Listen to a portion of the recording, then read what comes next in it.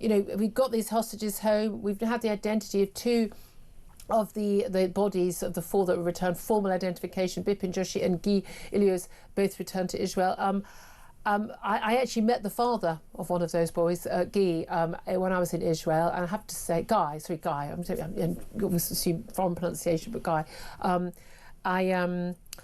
of the most harrowing afternoons of my life at Hostages Square, meeting with the father. He played us the tape that was recorded on an emergency channel of his son's final call to him. We saw the video filmed by Hamas, which, you know, because they put these things out on social media of his son's car that he was driving and his fellow passengers trying to leave the Nova Festival, being shot at, bullet wounds, and you could see the footage of his friends who were dead, and then you could see him running behind trees, climbed up a tree to try and survive, got wounded, taken captive, wounded and died of his wounds, murdered by Hamas, but just having no idea whether his son was alive or dead, no idea where he was for months on end. I mean, just absolutely harrowing. And to see this man who was a former IDF officer himself, very big, strong, alpha, you know, he was an alpha man, and to see him breaking down about his son was absolutely harrowing. And he at least will have the tiny chink of comfort of being able to give his son's body a decent burial. But there is there's a real story to tell behind every single one of these names and faces that we see. No, absolutely, and it's one of those things which is really felt not just by the families first and foremost, but you really see in the images coming out of Israel how this is a sense of an entire family, an entire nation that's been left bereft by October the 7th, the hostages being taken, it being really keenly felt across the country that as long as any of them, alive or dead, were still in those tunnels, that were still being kept by Hamas, that were still being used as bargaining chips in the horrific designs of this Islamist terrorist group, that was a sort of stain that needed to be cleaned up. And so that's one thing which, aside from everything else that's happened, aside from all the everything that's changed over the course of the past couple of years, that clear sense that this war was a just war because it was about bringing those people home, I think has been underlined by the past 24 hours. Oh, absolutely. Definitely. But what did you make of the sort of treating with equal validity? Oh, and then all these Palestinian prisoners returning home, even though some of them, these are terrorists, these are murderers, these are rapists. They, they've been convicted in courts. Yes, there are detainees as well. There are hundreds of detainees. Yeah, it's been a war. Yeah, you detain people and their children. No, we're talking about 17-year-olds who've thrown stones and deliberately to provoke IDF officers. I mean, give me a break. I'm sure there are some innocent people among those, as there are innocent people in some of our prisons. And people who've been detained. Of course there are. Justice systems aren't perfect in any country, and certainly not during a war zone. But the way these been treated is a sort of equivalent. Morally equivalent. The hostage exchange the BBC referred to. No, there are hostages and then there were prisoners. There's very, very different. And also people say, well, some of these men who've been released, well, they were actually IDF soldiers. And some of them were on duty and some of them were off duty. They were at the Nova Festival, they were with their girlfriends. But whether they were on duty or whether they weren't on duty, they weren't treated as prisoners of war by Hamas, who don't wear anything. There are rules for prisoners of war. They were not followed. They were hostages. And also, if you think about the prisoners who have been exchanged for entirely innocent hostages, as you say, what was it, north of 150 of them are serving life sentences. They're not serving life sentences because they threw some stones at the police. I mean, they're serving life sentences because they've been involved in murder, terrorism, attacks and so forth. And the fact that even now you're seeing mainstream media outlets basically engage in this false equivalence to talk about it as a hostage exchange, that's not what was going on here. There were hostages in Gaza, there were prisoners, many of them pretty hardened, in Israel, and what an insult it is to the families of the people who are working those hostages back to see them kind of put on a same kind of moral plane as people who engage in genuine acts of terror. But that's where we are, isn't it? And again, we've seen, the defence of these, they are hate marches that we see on the streets. What do you make of Shebana Mahmood, the Home Secretary, being really open in the House of Commons yesterday? But she's been on some of these marches, which is what I find difficult, but she says some of the pro-Palestinian activists who continue protesting after Donald Trump's peace deal do not want peace in the Middle East. That's quite a statement to hear from a Labour Home Secretary. It is, and whilst maybe it'd be damning it with faint praise slightly to say that at least at this juncture someone in the Labour Party is willing to admit that these regular demonstrations, which would always devolve into the chanting of anti-Semitic slogans, which would always devolve into some kind of tussle between protesters and counter-protesters, which would, you know, go on each weekend in London or Manchester and Birmingham, and you just knew there was going to be a flurry of things on social media, of people holding up placards with swastikas on them or chanting old Arabic war slogans about murdering Jews in the 7th century. The fact that you could set your watch by all of this, the fact that now, all these years later, a Labour figure has had the minerals to denounce this. We could welcome it to some degree, but you're also wondering, where were you as these things were going on week after week after week, and had obviously become, we can get into the kind of question about, you know, where is the line where the right to protest exists, but regardless of all that, had obviously become a means of just taunting British Jews about making them feel Let's call it unsafe. what it is. So let's, like, thank you, Shabana Mahmood, but this would have been great 2 years ago. Yeah, exactly. Absolutely, indeed. Well, one of the people who've been identified, which is very useful because the Metropolitan Police can now investigate. I mean, absolutely, they should have been able to. If people, online sleuths can define these people on X, I'm pretty sure that the Metropolitan Police have no excuses not to. That said, they're still trying to find the man who's alleged to have stolen my bag. 1st of June 2024. He hasn't turned up to court the last couple of times, so they just go, we don't know where he is. Really? Well, I'm guessing he's busy stealing other people's bags. I think this is what he... allegedly. I think this is what he does for a living, mate. But there we are. Well done, police, if you can't even do that. We've had a guy going on, you know, again, very proud to be videoed with a microphone. They're not just tweeting it and messaging it, trying to be anonymous, blatantly calling openly for Israelis, Jews, people who support an Israeli state, not everything the government does, but the existence of Israeli state, Zios as he calls them, it's code for Jews, shouting in the street for them to be killed. And here's have a watch and a listen of this delightful student from Oxford. I don't want to yap for too long, but a chant that we've been workshopping in Oxford that maybe you guys want to join in. It goes, Gaza, Gaza, make us proud, put the Zios in the ground. Gaza, Gaza, make us proud, put the Zios in the ground. Gaza, Gaza, make us proud, put the Zios in the ground.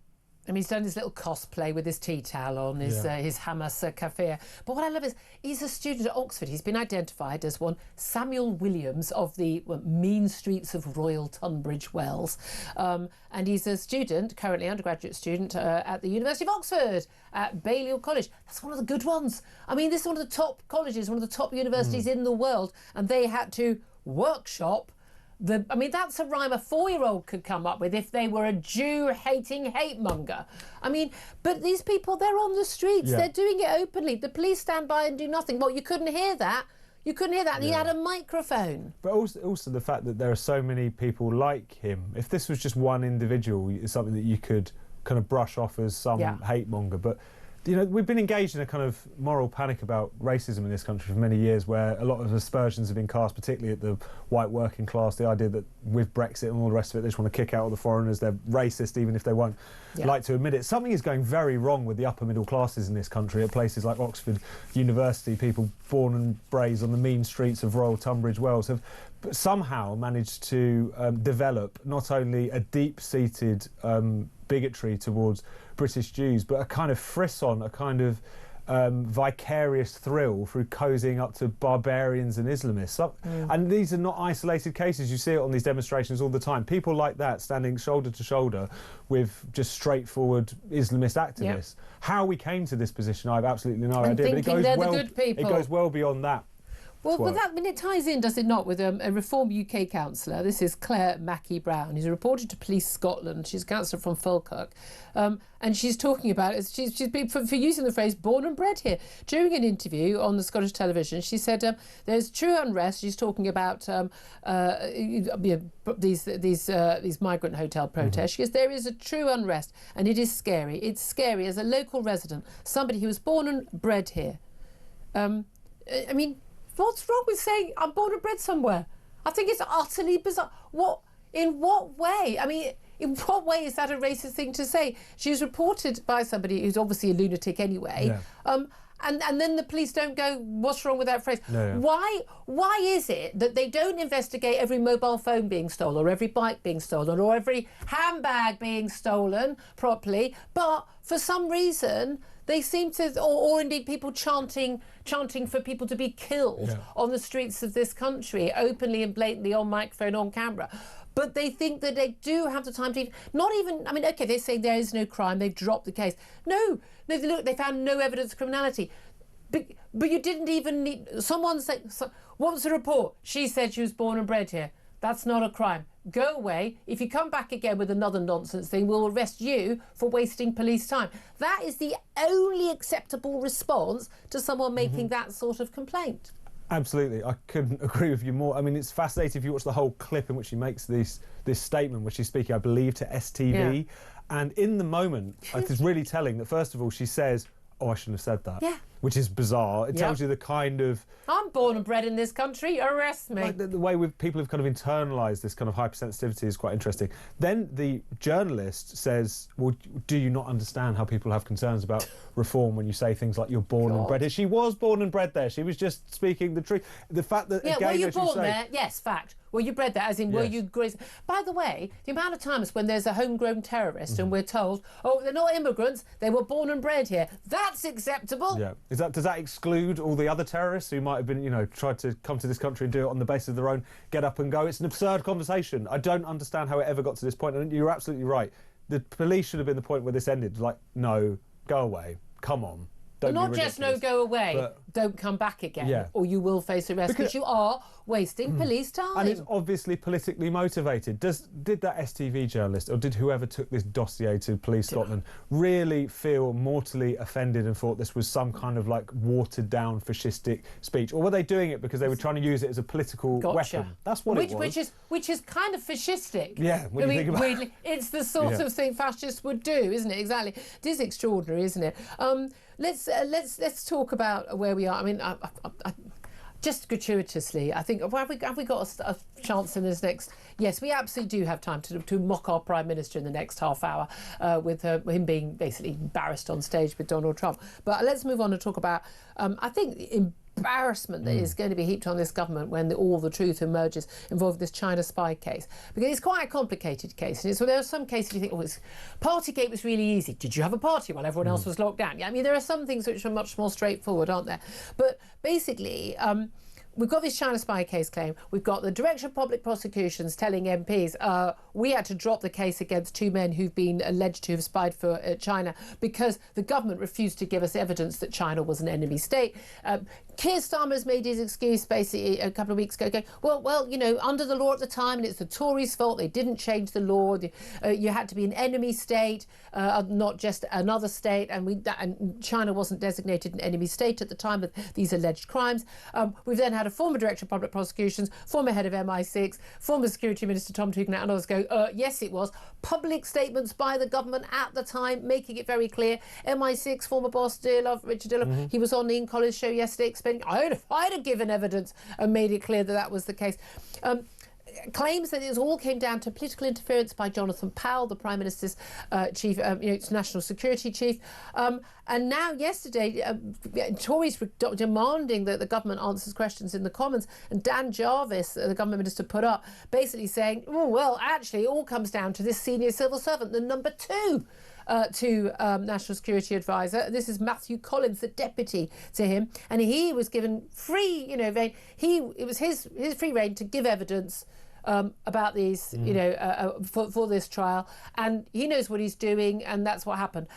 It just doesn't wash, does it? No, of course it doesn't. It stinks to high heaven, and it's one of those examples where the more they keep digging, the deeper the hole becomes, obviously. I mean, the fact that you've had the CPS, the Crown Prosecution Services, previously led by Keir Starmer, let's not forget, openly accusing the government of essentially collapsing this trial by not coming forth with this evidence to describe China as a national security threat. The fact that you've got Jonathan Powell, the National Security Advisor, who is not only being hauled over the coals for this, but also questions being asked about his pre-existing links to China and various organisations. And he, like Mandelson, who he was, again, many people were instrumental in getting him, Mandelson appointed as our ambassador to the US, very close links with China, inappropriately so. And even if this is just a kind of bad smell at this point, there's a lot of questions that need to be answered. And then you had reports in the Sunday Times over the weekend where you had record cabinet ministers openly saying that we have to go softly on China, otherwise we're not going to get the investment. there is so much here that could easily bring down the government. I think the only reason that it hasn't yet is because there is still a lot more that we need to find out. It's also the fact that, as you say, cases like this, because you can't explain them in a sentence, sometimes they take a while to cut through. But I dare say it's going to be that old cliche about the cover-up getting you rather than the crime. The more that it's been, if it becomes proven or more evidence is put forward that the government have said one thing and done another, it's going to become a much bigger problem. And Keir Starmer's only spoken about this because Parliament's been in recess. He's only spoken about this in interviews, which is very different from saying stuff on the floor of the House. And he's going to come up with some wonderful little line. I mean, it was interesting. Even with was it Bridget Phillipson at the weekend, the Education Secretary, putting out the Downing Street line. Was Jonathan Powell involved in this? This decision making, as in, was it a political decision and a quiet nod and a wink? Oi, we need to make sure that this is not this trial doesn't go ahead because we want to keep the Chinese happy, and we'll give you your embassy as well, etc., etc. And she said that he played no role in the substance. Now that's a subjective view, isn't it? What we're going to have tomorrow, of course, is Prime Minister's question, and there is a brief moment when Keir Starmer will be in the country. Thanks for bothering, Prime Minister. And as the caller made the point yesterday, we may as well hand over number 10 and his flat to asylum seekers because he's never there. Apparently his wife's rarely there. That's for sure. But anyway, he's going to have to answer questions. I'd be very surprised if it doesn't come up. Some of the questioning, whether it's Kemi Badenoch's lead 6 questions or not. But what he says, there's going to be some very lawyerly speak in a way. He's going to try not, because if you lie to Parliament, you need to go. But it's going to be a complicated affair. Does it matter? Oh, of course it matters. I think it matters in terms of the government being upfront in terms of the decisions that it's making. I think it matters in that whilst we obviously have to play the geopolitical cards that we are dealt, one can rage against the fact that China is a kind of emerging hegemon and challenge to the US, but you're still going to have to work out how you relate to it and in what form. But that doesn't mean that you should be giving it what it wants, even if that's at the cost of your own national security. I mean, this whole super embassy idea, just a stone's throw away from where we are currently. I mean, the various things that have always tumbled out in terms of how that decision was brought about, the fact that you had Angela Rayner when she was still in post effectively forcing this through, it's going to raise questions, to put it lightly, about whether or not we're just like bending over in pursuit of some crumbs of Chinese investment. We're just making ourselves... And it is crumbs as well. Even when Keir Starmer did his trip to China, I mean, it was money down the back of the sofa levels of investment from the world's probably likely, at least first or second biggest booming economy as well. Absolutely fascinating. I'd love to hear your thoughts on this, because again, I don't know if this has caught the public imagination. This is like a Westminster bubble story, but it is significant. This does involve our national security, and the allegation that senior figures in this government used politics to basically derail a criminal trial, as opposed to push for criminal trials of, people who say the wrong things when there's been children murdered in Southport. I mean, this smells very, very, very bad in many different directions, and it is us who are weakened by it as a nation, as a country, and again, even more so than by what Keir Starmer did in the Middle East, recognising a Palestinian state without any demand. The hostages came home. Don't sodding well turn up in Egypt and go, oh, look at me, the big I am, I'm on the world stage, when you actually would have quite happily seen those hostages kept underground for months to come, as long as you got to virtue signal to your mates in the Labour Party and try to shore up your own position as leader. I mean, it's just shameful, isn't it?